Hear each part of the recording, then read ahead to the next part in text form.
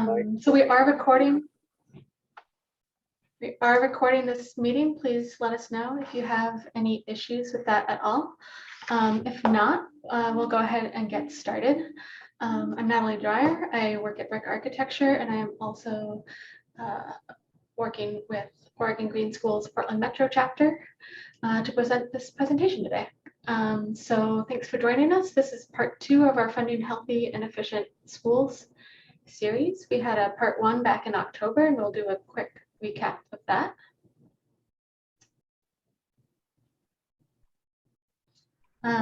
So we are Oregon Green Schools.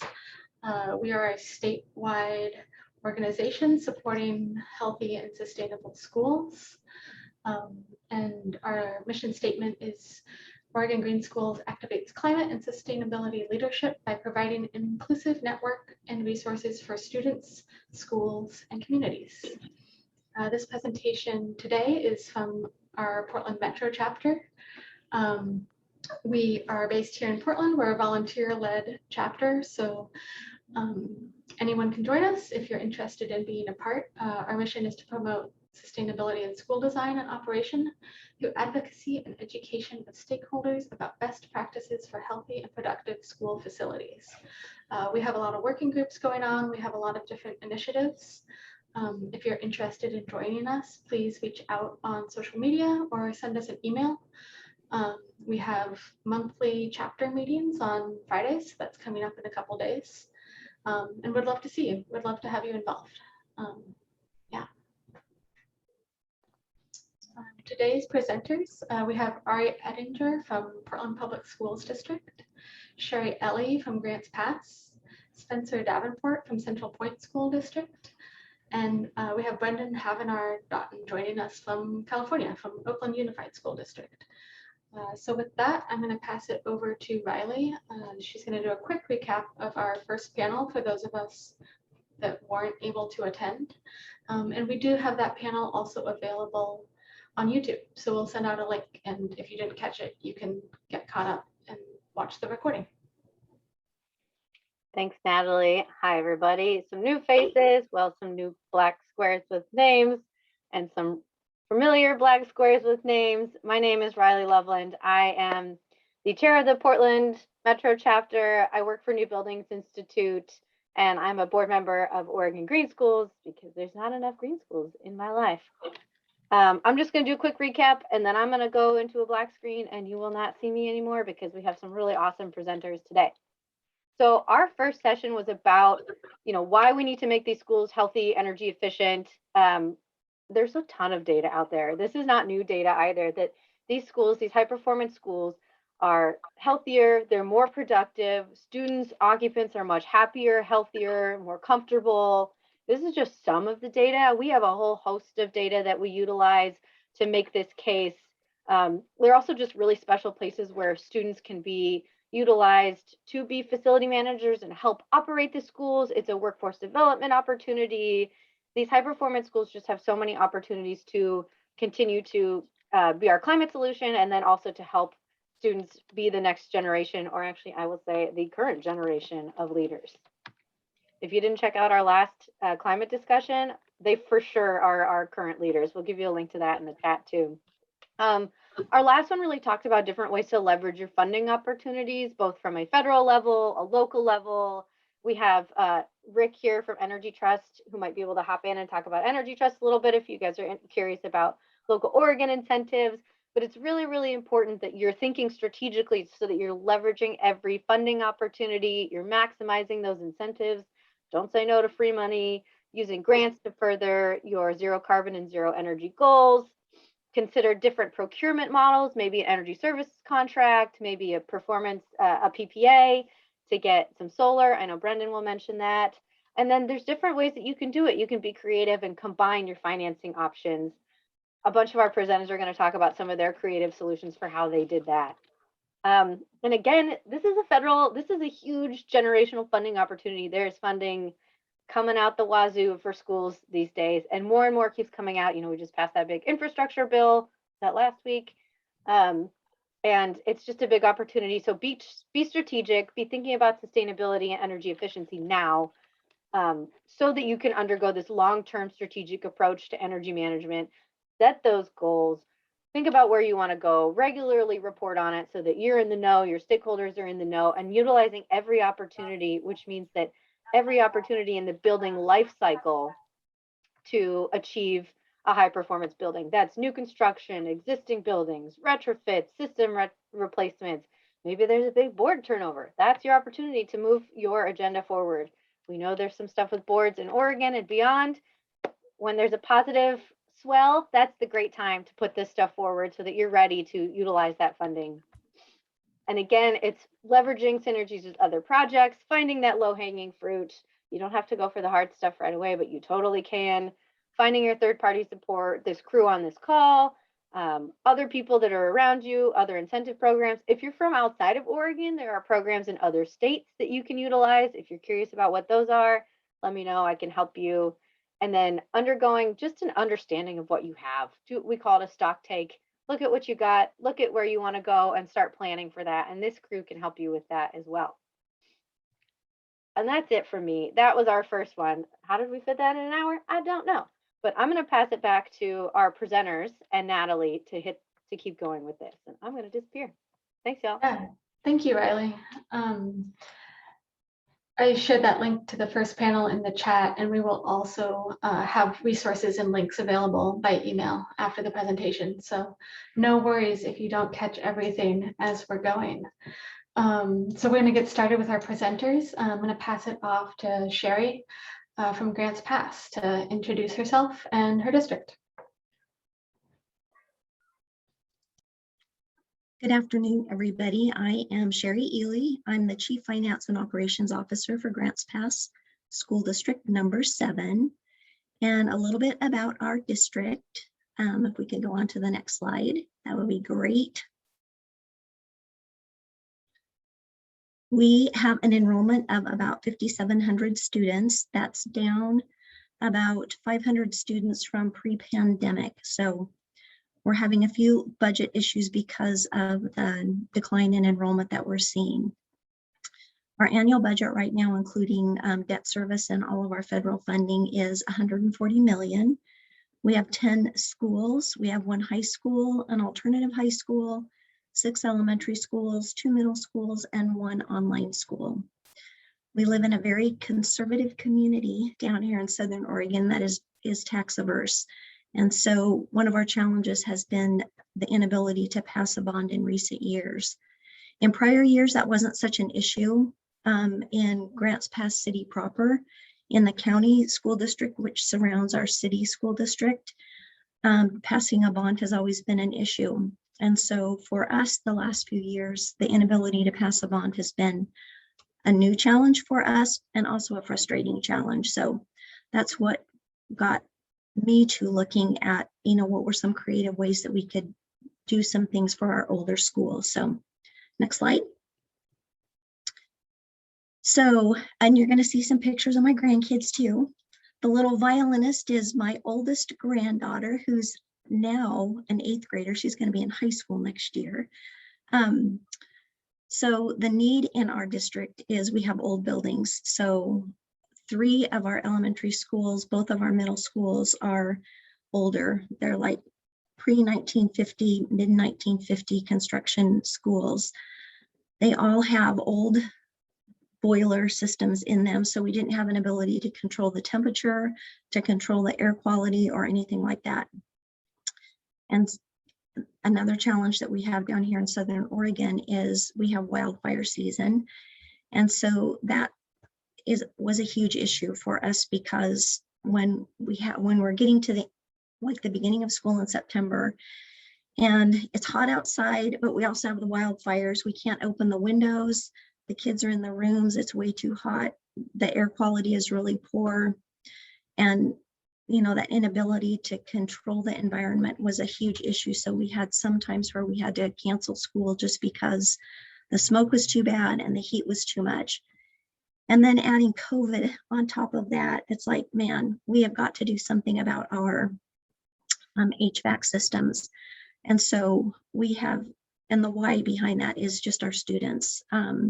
We want to provide the healthiest, safest environment for our students where they can learn and grow and thrive. So we started working with Amoresco on how we could put together a package to upgrade our lighting in our and district-wide, including our old schools, and upgrade our HVAC systems. Can you go ahead to the next slide, please? So, like I said, LED lighting was district-wide, and HVAC installations are at Allendale, Highland, Riverside, North, and South Middle School.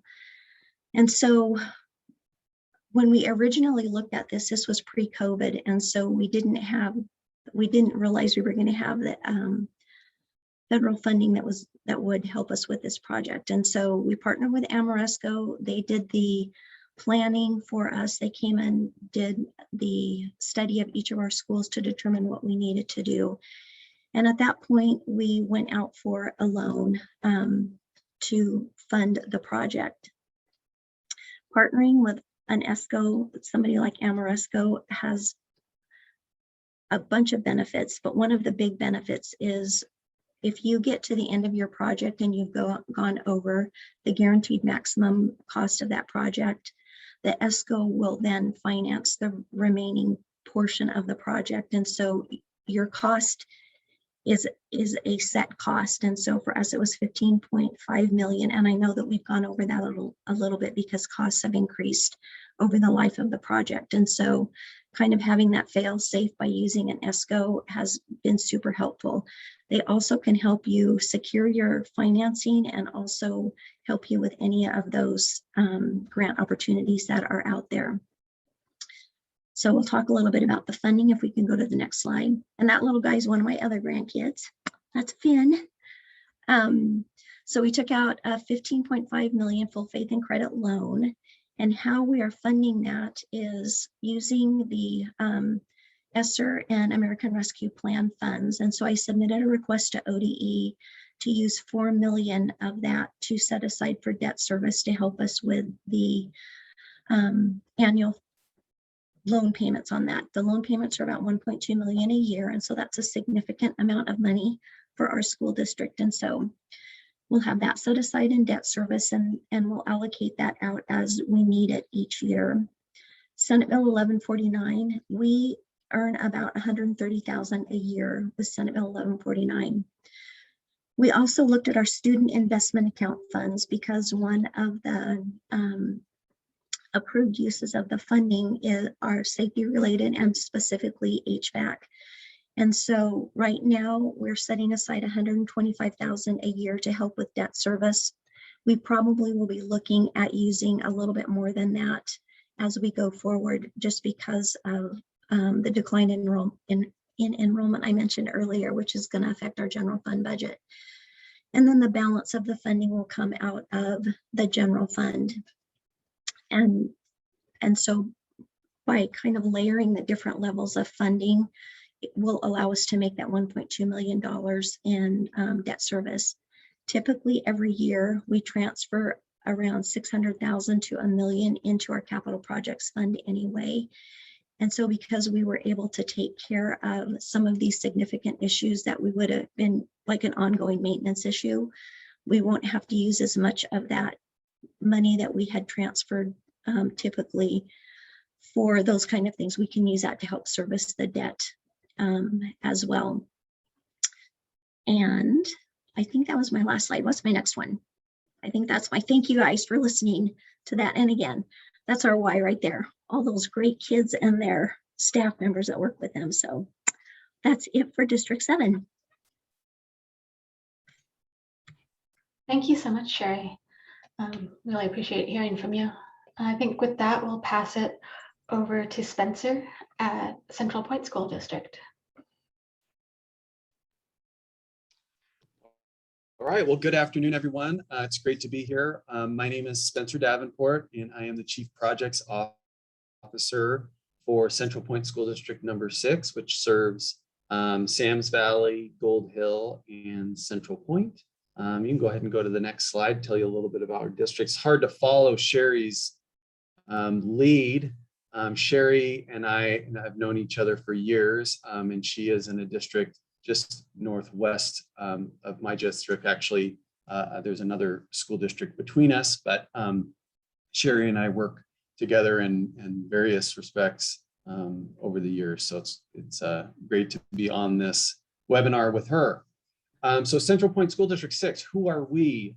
We are located in Jackson County, which is also in Southern Oregon. We serve approximately 4,700 students. We are down a little bit. Sherry mentioned she was down as well in Grants Pass.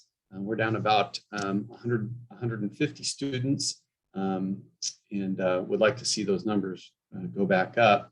We are a semi-rural school district, and we have, I came up with that phrase semi-rural because we have schools in very rural areas, but then we also have other schools in what I would call suburban areas.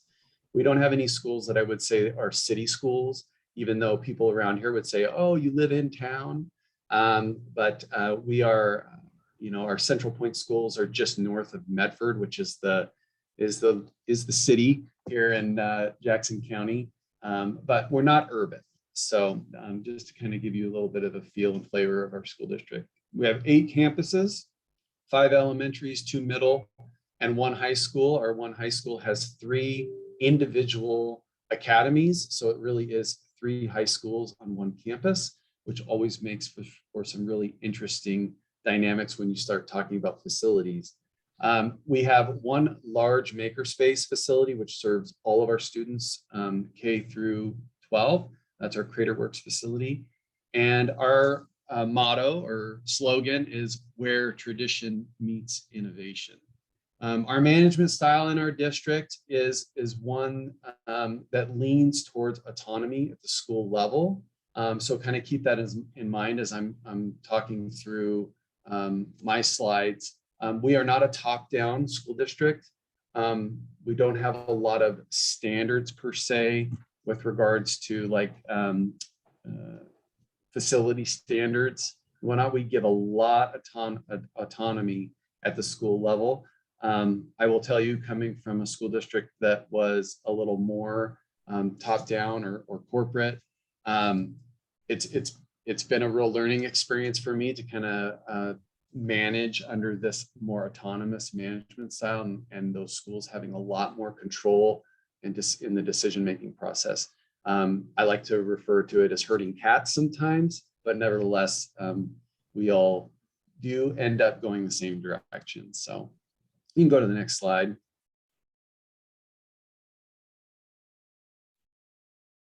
All right, so Central Point School District number 6 facilities. We have over 650,000 square feet.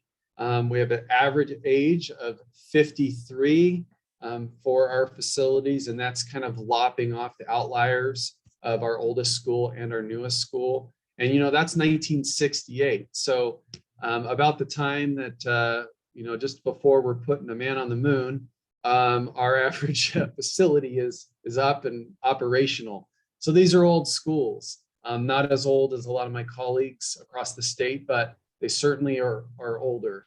Our oldest school being 111 years old, and it's pictured there below, Hanby, which I'm thrilled to say that we just approved our guaranteed maximum price for some significant upgrades to that building last night at our board meeting. So that's exciting. And our newest school, when I say new, is 18 years old. And all of you who've been working with school facilities know that these kiddos aren't easy on facilities. And so it's hard to believe that our newest school is already 18 years old, but that's the truth. Our last general obligation bond was passed in 2000. And as Sherry had mentioned, Southern Oregon is a fairly conservative area of the state.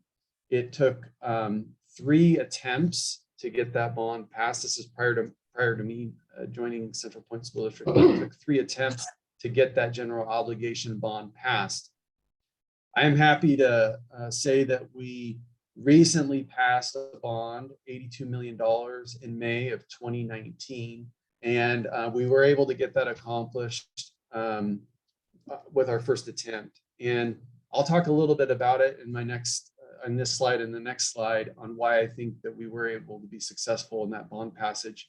But the priorities of that bond being that our average age of facilities is 53 years old, and we have very limited taxing. It's a conservative area. People are certainly supportive of our district here, but when it comes to passing levies, it's a hard sell. It's a really hard sell. And so we basically kept the current tax rates intact and basically just bumped that forward from what they were paying before. But our community was very clear in what they were willing to support. And that included safety and security upgrades, mechanical, electrical, and plumbing upgrades, primarily in the heating and air conditioning. And I'd like to point out that for our district, we don't have air conditioning, with the exception of one of our schools and some sprinkling of AC in our other schools. But for the most part, wholesale, we did not have air conditioning. That was cut in the prior bond back in 2000. Also addressing some overcrowding, as we were pretty crowded in our in-town schools. And that included the addition of a new K-2 school and new spaces at 4 of our other schools, along with site work for parking lots. Our current bond, even though we went out to pass an $82 million bond, our current bond program is at $110 million. And that includes things like bond premium. However, the majority of that increase is from us getting other funding sources like seismic retrofit grants by the state of Oregon. We were awarded the awesome state matching grant, and our funding that we've been able to secure by partnering with Amoresco, and among other things. Oh, and ESSER grants were a big dollar amount in there. I'd like to note, because we're talking a lot about green schools and sustainability. Again, I'll remind you that I'm in a very conservative part of the state. Our district is very conservative. It was really clear in the bond work and the pre-bond work and during our surveys of the community members that sustainability, energy efficiency, and green projects were not a top priority for our communities. It goes back to knowing your audience, knowing your stakeholders, knowing who you're serving. And those items just weren't high on the priority list for them.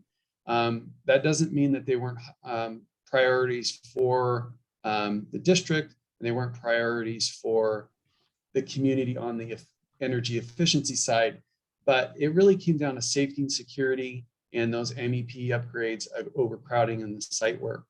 So I kind of wanted to just throw that out to the audience that if you are going out for a bond, you're in your pre-bond work, or you're just looking to do some of these large capital projects and you're needing that support from your stakeholder groups, I really want to encourage you to spend the time to know what they're really after and what they really want to see. And sometimes that involves with meeting people, meeting your community on where they at with certain, even using certain verbiage. For example, in our district, if we were to say, hey, we're going to go for these green projects, or we're going to go for this sustainable project, that those words, unfortunately, in today's political climate, they could come with some baggage. It could be a charged word. The word sustainable or green in the Central Point, Gold Hill, and Sam's Valley area could result in you actually getting a no vote, unfortunately. But using verbiage like conservation, stewardship, savings, and efficiency, which we're all after, no matter which angle you're coming from, using that verbiage really could resonate with your more conservative populations. So I wanted to kind of encourage the group on that. If you'd like to go to the next slide. So along those lines, we dove into our bond program.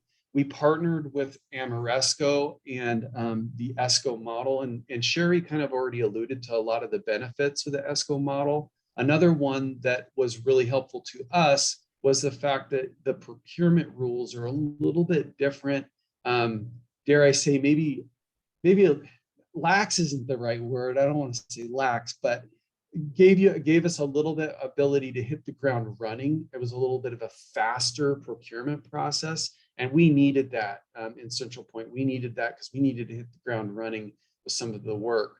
By working with Ameresco and that ESCO model, we were able to leverage our bond-funded projects. Because again, remember, sustainability and the energy efficiency in the green projects wasn't prioritized in our bond. However, I like to use the model of we all have cars for the most part.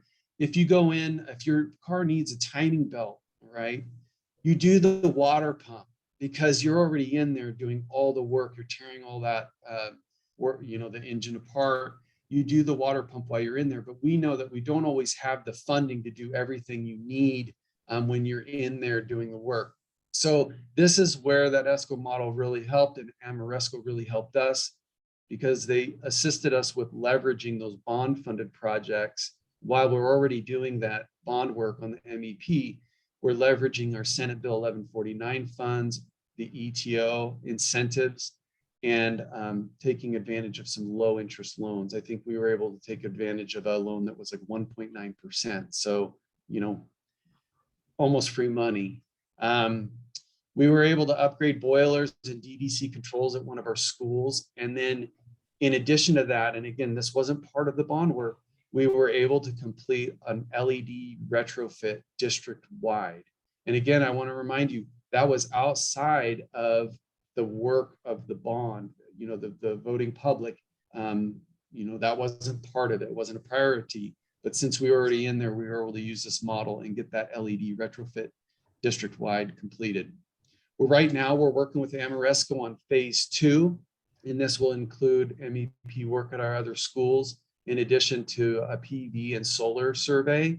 And again, we're through that phase 2 work, we're looking to stretch and leverage those bond dollars with the use of Senate Bill 1149 funds, ETO incentives, those low interest loans, and then any other funds that we can use, whether that's other grants, general fund, student investment account money, whatever else we can do. I kind of think of like these projects with the Ameresco, it's almost like a financial quilt where we're having to put all these pieces together in order to complete the project.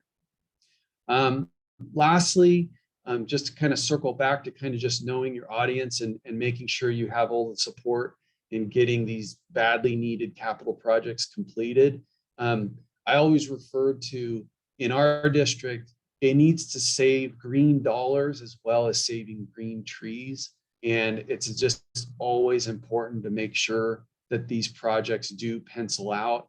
And we are always looking at those payback periods and those cost benefits to make sure that some of these projects that are listed as energy efficiency projects or sustainable projects, that they really do pay for themselves and they really do pencil out. Because if they don't, the political consequences, at least for us in our district, can be pretty hefty because those projects are scrutinized. So with that, I hope this is helpful information and gives you a little bit of a feel for maybe a district that is maybe on a little bit of a different political spectrum than others in the state on how we can still do these sustainable projects and these green projects. So hopefully this is helpful.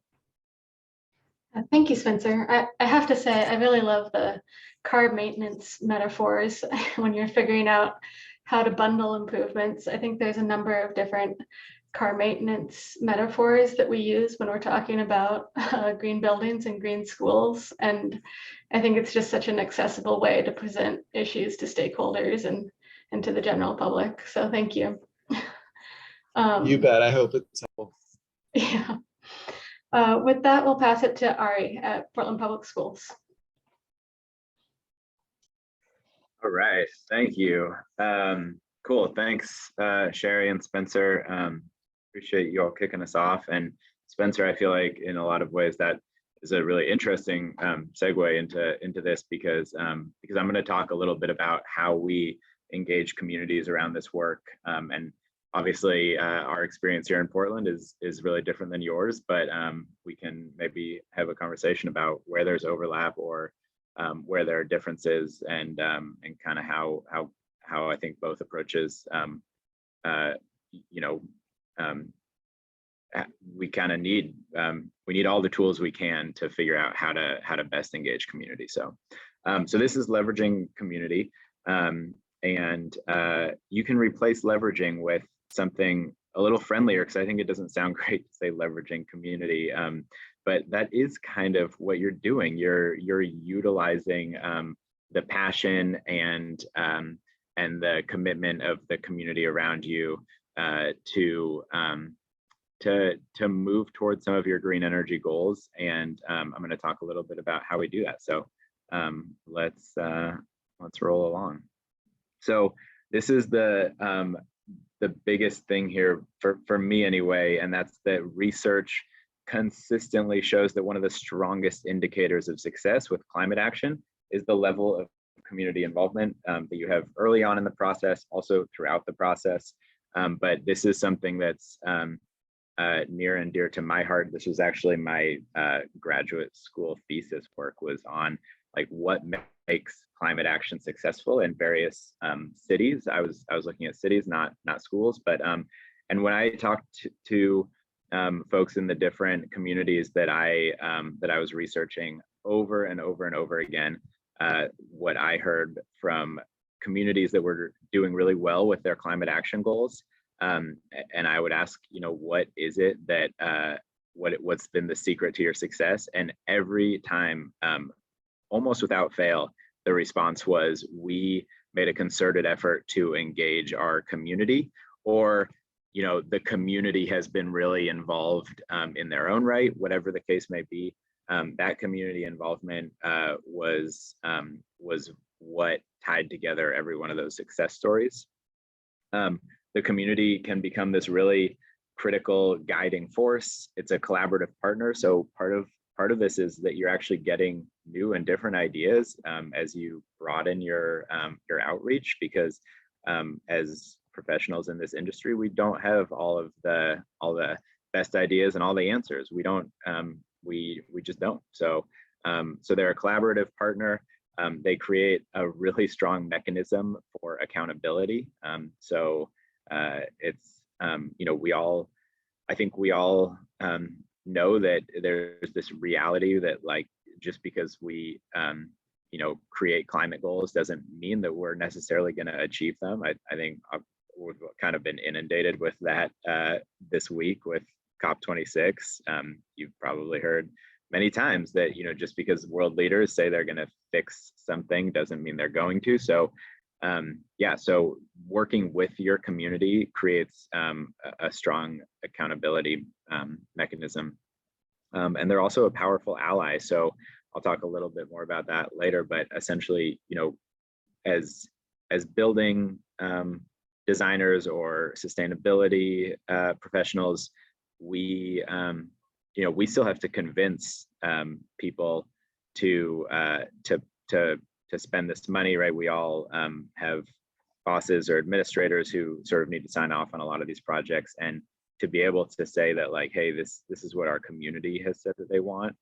That is, in my experience, really kind of, you'll see ears perk up a little bit in a room full of executives and school leadership when they hear that the community is the one who wants this. That usually gets their attention. So this diagram is just a really basic model of what it looks like to engage community, and you'll see here that the key word is that it is iterative.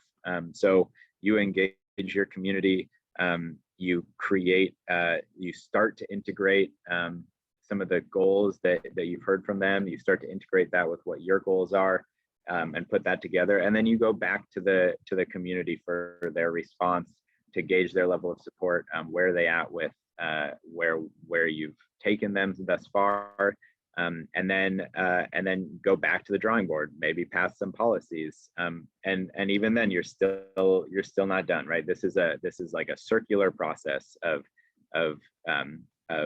listening and engagement, of creating new goals or policies, and then checking in to see if that worked for your community, and going back to the drawing board. So let's see, if you don't mind going to the next slide. Oh, cool. This is, I, for some reason, thought this would fit better after that one. I probably should have switched them. I don't have a ton of information. Sherry and Spencer, you guys really gave some great information about your school districts. Portland Public Schools, pretty unique. I mean, we're a very, very large district, obviously. We serve over 49,000 students. We emit 45,000 metric tons of carbon dioxide every year. We're the second largest landowner in the city of Portland. I believe that's correct. And we exist in within an environment of a very large and engaged and climate activist community here in Portland. So that could possibly be seen as a challenge sometimes, because we have a lot of engaged stakeholders who can have really impassioned ideas about what we should or shouldn't be doing at the district, or how we should be doing it. But ultimately, as you can probably guess, I feel like that's just a huge asset to our ability here at PPS to make progress on sustainability goals. So let's go to the next slide. So here's just a really basic example that I wanted to throw out that I think sort of follows that framework of that sort of circular model. And even though this is like one specific example, it's obviously it's something that is like really critical to the work we're doing right now. So in 2016, Portland Public Schools passed a resolution that basically called for paying more attention to climate change and climate justice within the organization. The main parts that it spoke to were around actually curriculum and developing curriculum that engaged with climate justice issues. But it also talked about schools and sort of modeling that, being a leader and modeling environmentally friendly practices. So the resolution did call out building design, energy use, land use, waste disposal. This wasn't it wasn't a policy in the sense that like this was not binding, but it was a resolution, and the language of this resolution was written by our community. I'll talk more about this on the next slide, but this resolution did not pop out of thin air. This was the result of many, many years of ongoing discussions, and I think PPS really enabling and encouraging our community to speak up on issues around justice and climate change. So one of the things that led to, somewhat indirectly or directly, depends on how you look at the process of things or the progression. But in 2020, PPS codifies energy and sustainability standards. We did that internally within our facilities and assets team, so that standards that would hold us accountable to certain goals when creating new buildings or doing our retrofits. And that was a really big deal for us, but that wasn't the end of the process, right? So later that year, after these standards are adopted, we engaged in an extensive community-led process to create a comprehensive climate action plan for the district. That's something that is still ongoing and hopefully wrapping up in the next couple months, but that's been this robust back and forth between student leaders, community members, PPS leadership, the sustainability team here, and that's actually going to lead to the passage of a policy in early 2022 that is actually going to take what started off as a resolution that came from students and turn it into something that the district is going to have as sort of a guiding principle and a guiding policy for many years to come. So that's sort of this circular process of how engagement begets policy, and policy begets more engagement, and engagement begets policy, and so on. So let's go to the next slide. And I just wanted to kind of show you guys a little bit of like, so these are what the standards look like. As you can see, they're specific in these 4 buckets. Yes, thank you, Riley. Absolutely. They're specific in these 4 buckets, but then if you go on to the next slide, this is, next slide. Awesome. This is what the policy looks like. And you can kind of like, I think they're good to compare and contrast just how the policy kind of takes those standards and integrates, I think, a lot more detail, a lot more sort of just public accountability, and that comes again from this iterative process. So this is has not been passed yet, but this is what we're hoping something like this gets passed. This is the language in the most recent draft,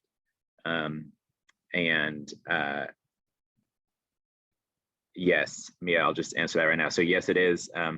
This is a very in process point that we're at.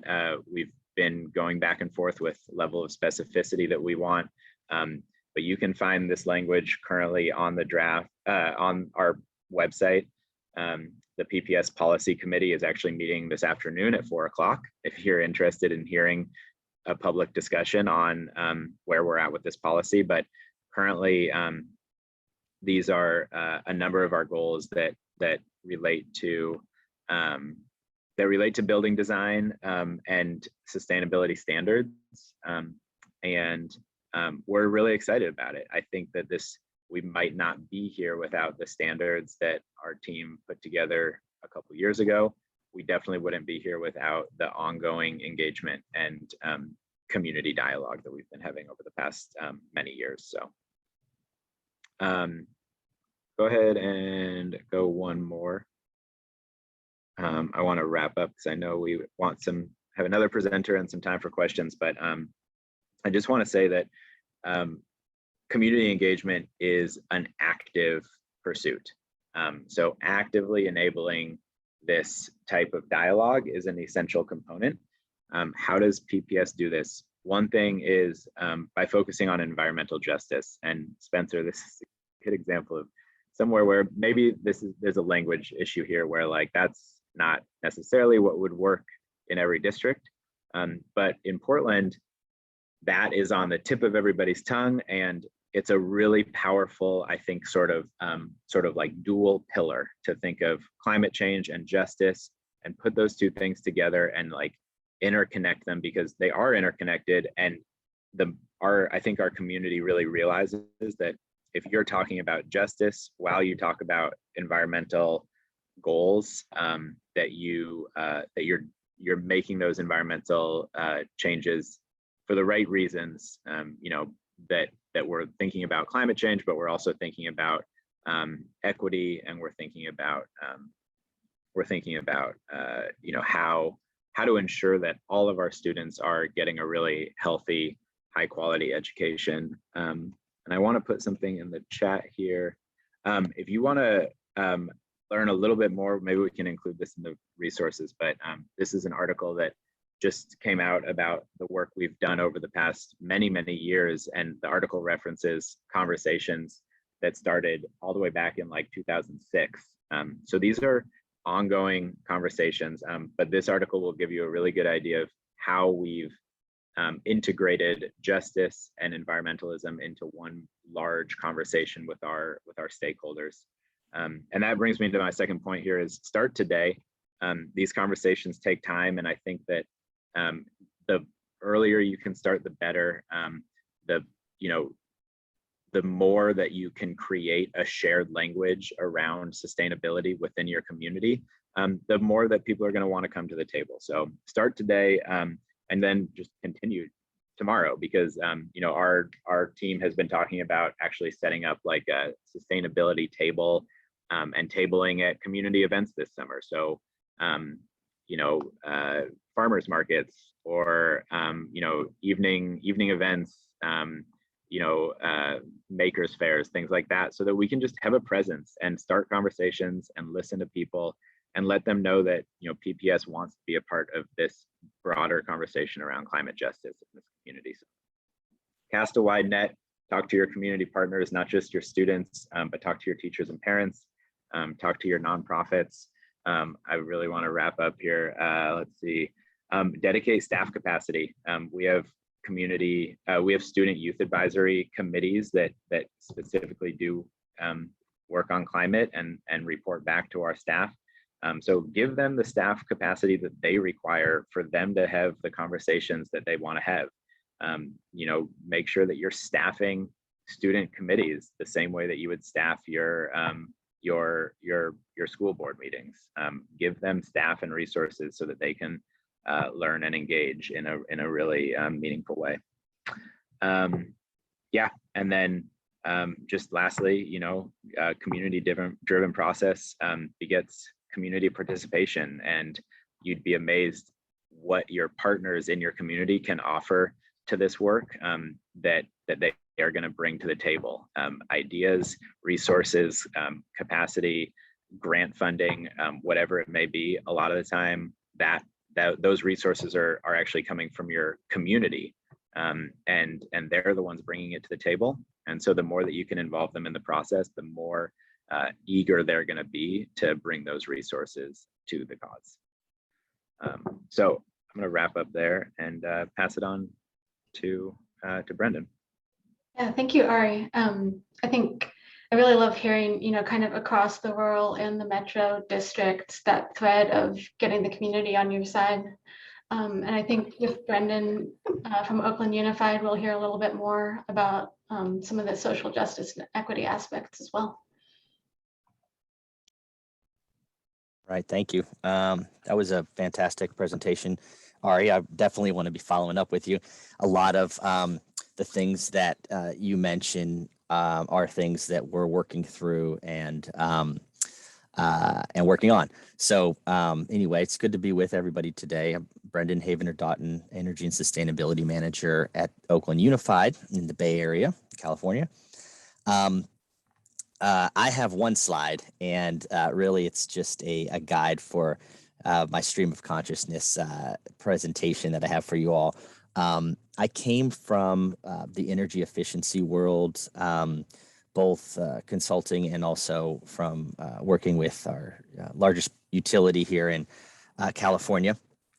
And I joined the district a couple of years ago with kind of bright, wide open eyes and a big appetite to make an impact with respect to climate action and sustainability. Saw a lot of opportunity.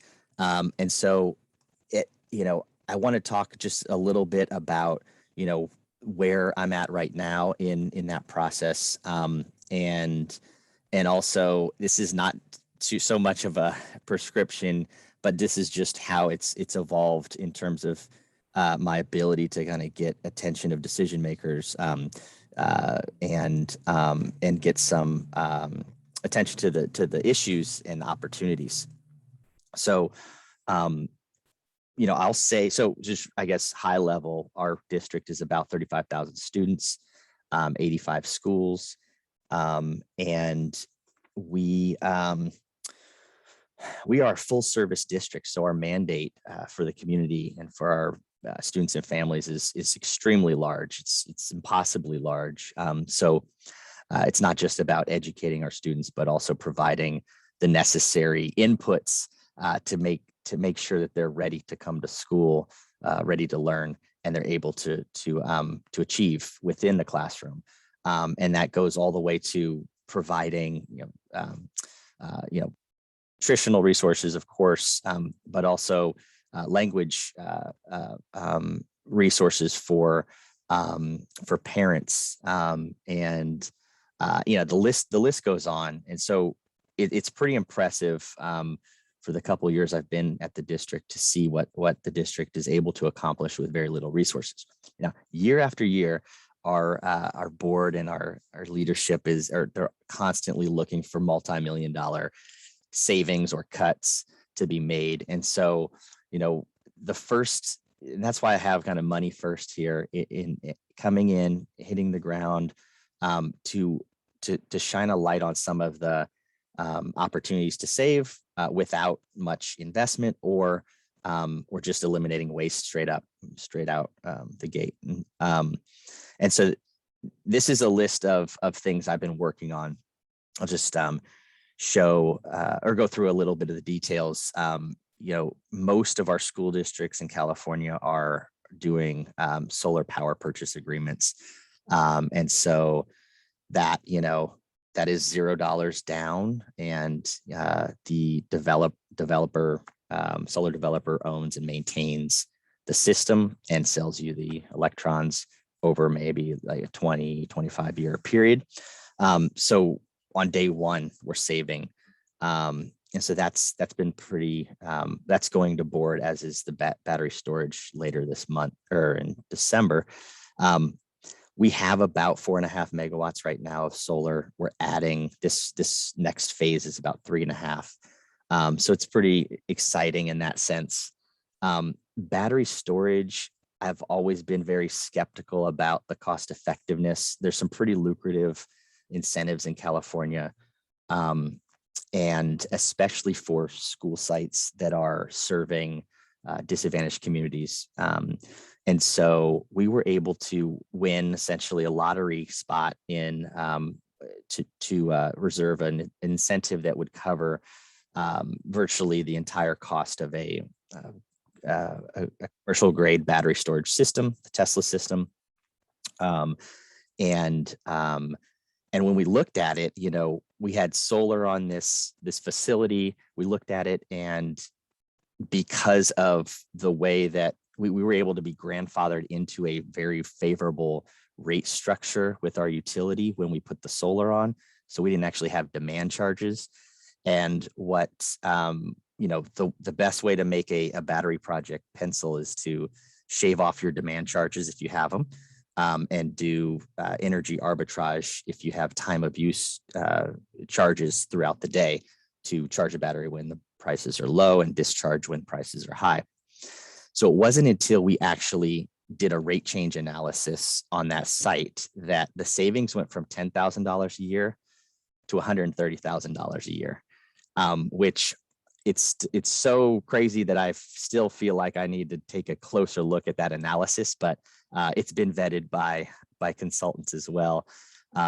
50,000 of that is coming from the battery itself, and about 70 or so is 75 is coming from the rate change. And essentially, and this may not be applicable in Oregon, but the rate we were on, it was just a higher base rate.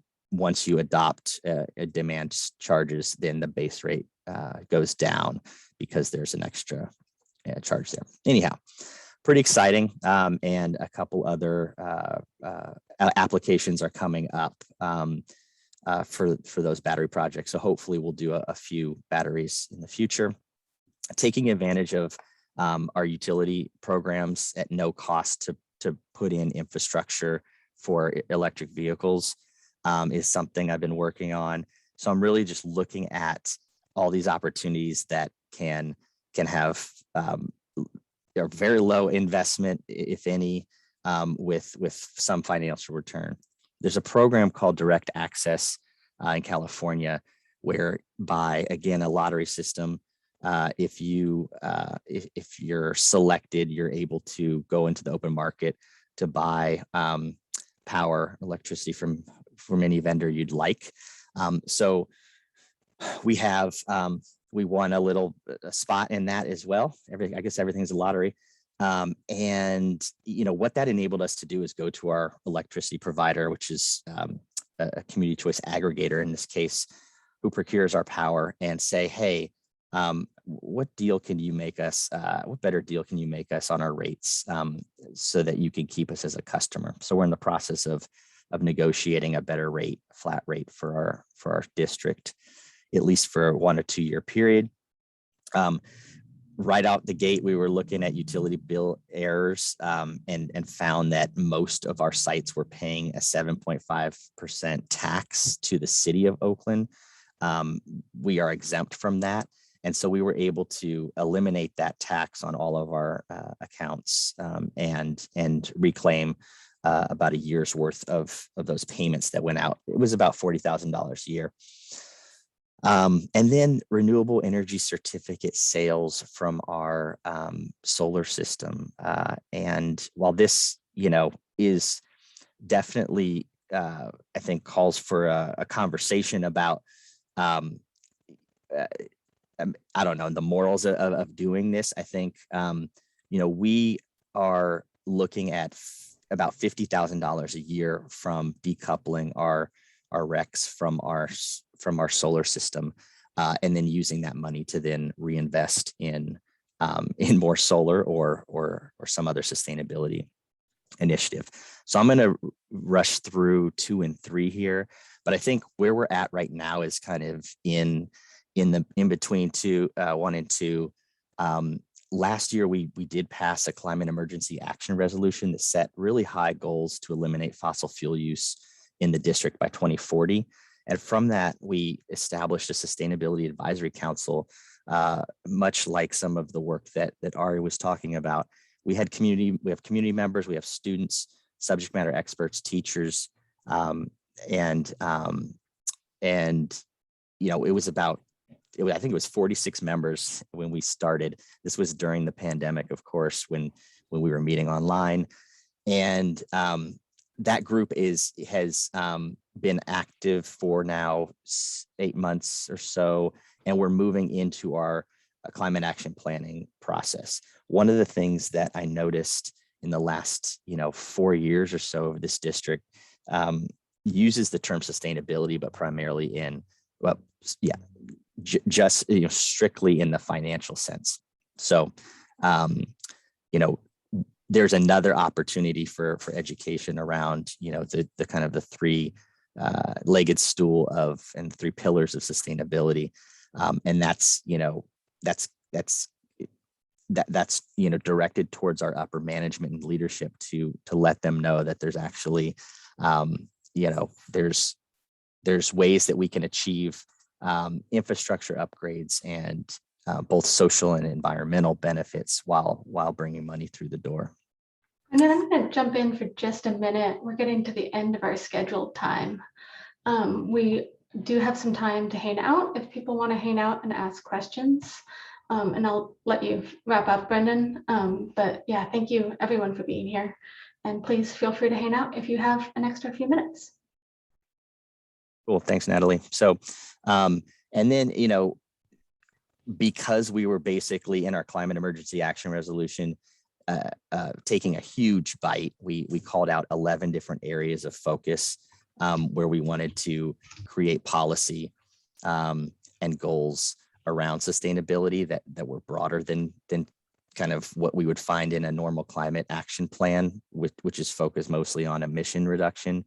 And so we're thinking about, doing a CAP as a first step towards a larger district-wide comprehensive sustainability plan in the future. So, one of the things that I think about, as my role in the facilities department is the need to kind of break out into to have a hand in other departments, or at least a strong collaboration and working relationship. And so we're looking at ideas around, in the future, creating an office of sustainability that could have more of a broad view over some of our departments. And then really trying to pitch the idea of making it revenue neutral, at least from a general fund perspective, hopefully revenue positive, but really covering all its costs, because again, there's so much demand on our limited budget. We were successful last year in passing a $735 million bond, but that's actually only about 25% of what we need based on some of our deferred maintenance needs. So, it takes us into a place of really thinking about how do we create meaningful partnerships with both the community and the business world, and work towards putting in place sustainable fundraising and revenue strategies. One of the things I haven't mentioned is central to some of our strategy is to create a revolving or dedicated fund for sustainability, which has a perpetual revenue stream for sustainability initiatives. With that, I'll just stop there and open it up. Yeah, thank you so much, Brendan. I'm sorry that we ran a little bit out of time at the end here. We do have some contacts in the chat, and we'll get our presenter contacts out to everyone by email as well. If anybody has any follow-up questions or needs to find resources. Thank you to all of our presenters for being here today, and thanks for joining us. Does anybody have any last thoughts they'd like to add?